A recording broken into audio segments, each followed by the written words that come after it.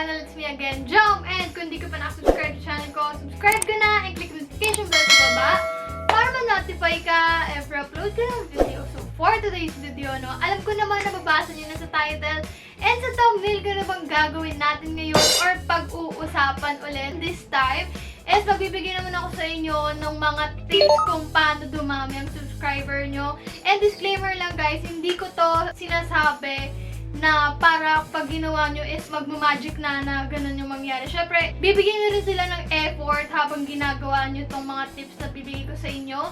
And itong mga tips na to is based on my experience guys, kung bakit ko na-reach yung subscriber ko ngayon. Ayun, gusto ko lang mag-thank you muna sa 27.2 subscribers, no? Road to 28k na tayo guys. So,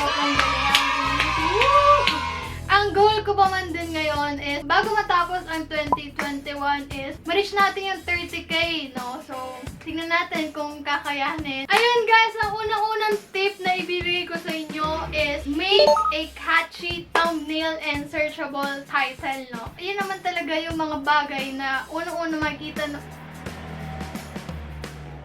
So guys, pagpasensya nyo yung mga noise sa labas kasi dito ako sa kwarto ng tita ko. Mas malapit siya sa highway. So, maririnig nyo talaga yung mga aso, mga tricycle, gano'n. But anyways, ayun. Kung nakikita nyo naman sa channel ko, yung paggawa ko ng thumbnail simula nung dati-dati, yung mga bago-bago pa lang, sobrang pangit ng edits ko na. I admit, yes, talagang sa una, lalo na pag beginner ka, medyo hindi pa ganun kaganda yung thumbnail. Pero, maniwala kayo sa akin, habang tumatagal, magagamay niyo yung pag-edit and mas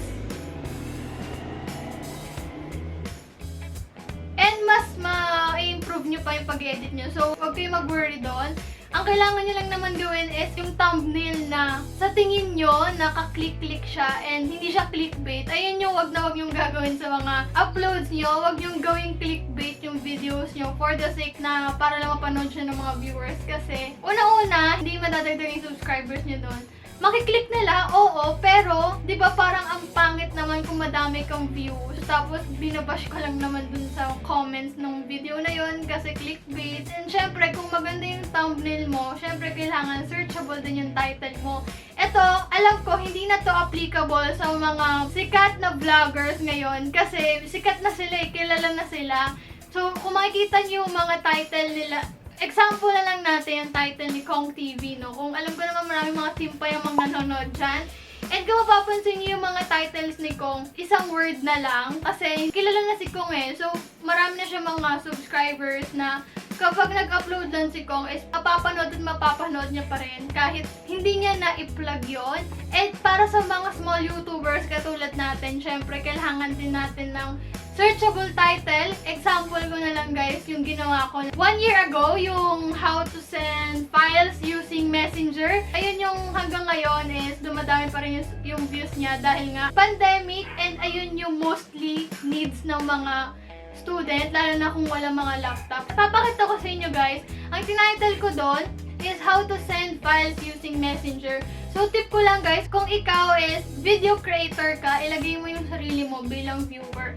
Kung ako, kunyari reviewer ako, maghahanapin ko yung ganitong tutorial. Di ba parang how to send using Messenger, ganun. Kung ano yung sa tingin nyo na itatype ng mga viewer dun sa search bar sa YouTube, ayun yung gawin yung title. Kasi hindi malabo na lubas kayo sa suggested videos sa YouTube. So, papakita ko sa inyo kapag sinearch ko yung title nung video ko na yon is nandun ako sa suggested sa suggested videos, no?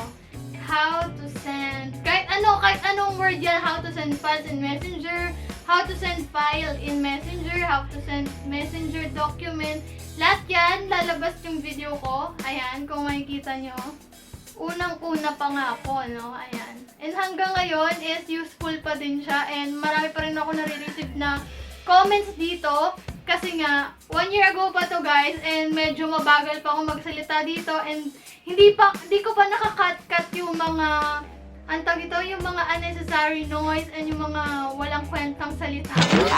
Kaya ayun, okay lang naman sa akin yun kasi alam ko sa sarili ko beginner pa ako dito. Pero as of now, nasa 371k views na siya ngayon and happy naman ako kasi marami akong natutulong ang mga students based dun sa mga comments nila sa video na to. And the second tip na ibibigay ko sa inyo is create quality content. So dun pa lang, alam ko naman na nagigets nyo na yung gusto kong i-point out dun. Syempre kung gusto mo magkaroon ng subscribers, yung video na gagawin nyo, sa tingin nyo, kanood-nood, bago kayo mag-upload ng mga videos, lagi nyo ilalagay yung sarili nyo bilang viewer. So, ang tanong kasi dyan is, kapanood-panood ba tong video na gagawin ko? Sa tingin ko ba, meron bang makukuha yung makakanood nito? Or sa tingin ko ba, maiengganyo ba yung manonood ng video ko na yon? Magsusubscribe sila sa'yo kasi sa tingin nila, gagawa ka ng mga content na babalik-balikan nila. Kaya nga sinasabi ko sa inyo, bago kayo gumawa ng channel or bago kayo magsimula mag-YouTube, no? Isipin nyo muna kung anong contents na gagawin nyo or kung saan kayo magpo-focus. Actually, marami namang content na pwedeng gawin. Syempre, dun kayo sa tingin nyo na magagawa nyo siya in the long way run or sa tingin nyo, mapapanindigan nyo yung content na mga gagawin nyo, no? Tip number 3, no? Kailangan maging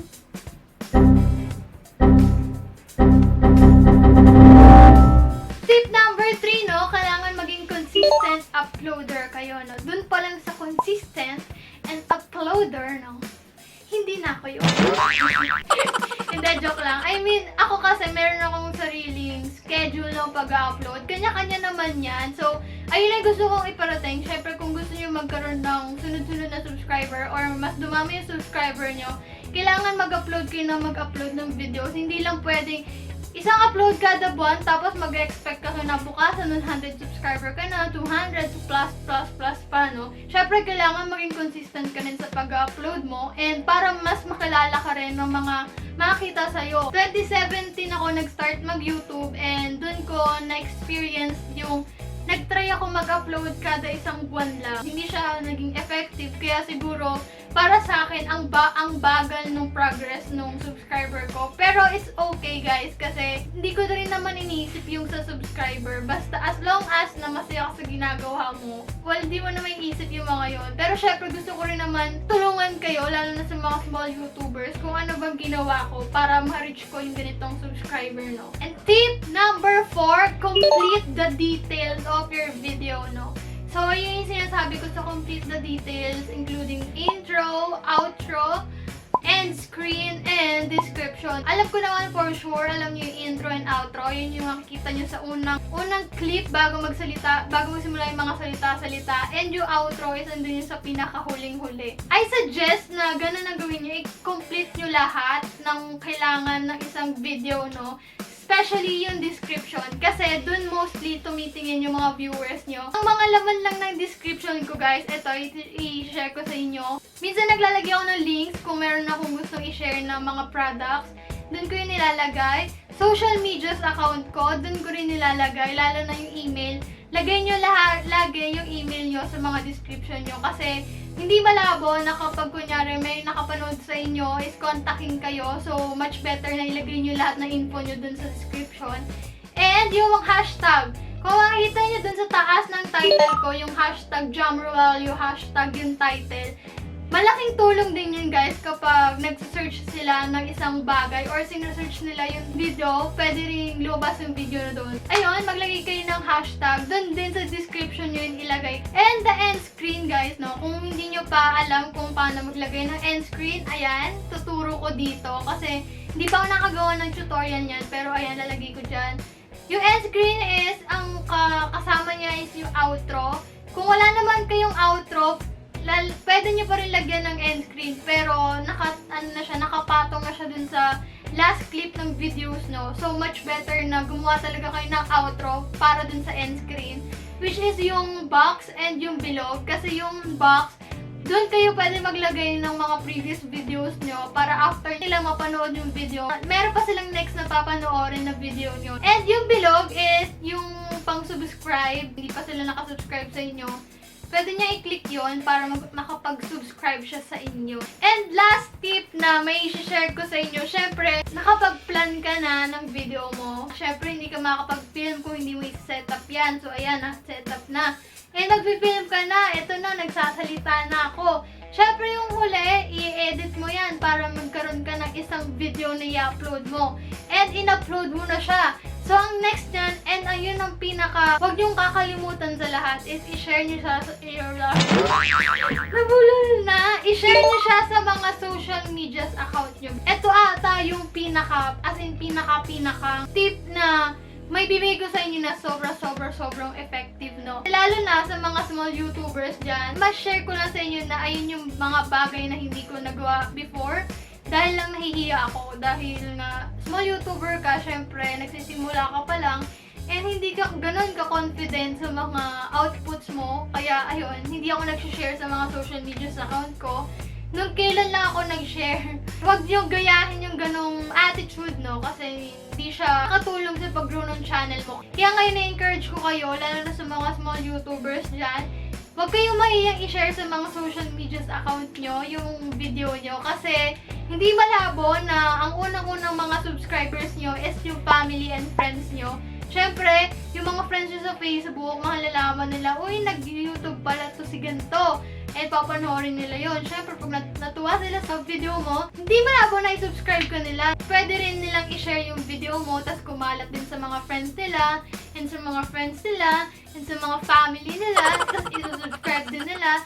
And ayun, di ba, mag-grow din naman yung channel mo doon dahil sa mga subscribe nila, no? Kaya yung unang susuporta sa channel mo, for sure yan is yung family and friends mo, no? Dahil sila unang makakapanood ng mga ganun-ganon yung videos, eh. So, for sure, yung mga kaibigan kong nanonood dito sa channel ko, and alam nyo hindi pa kayo nakasubscribe, ano na? Hindi na lang tayo. Baka naman, no? Subscribe na kayo dun sa baba, oh. Ayan lang, oh, yung subscribe button dun sa baba. Subscribe na kayo. Thank you in advance, no? Kung mag-subscribe kayo.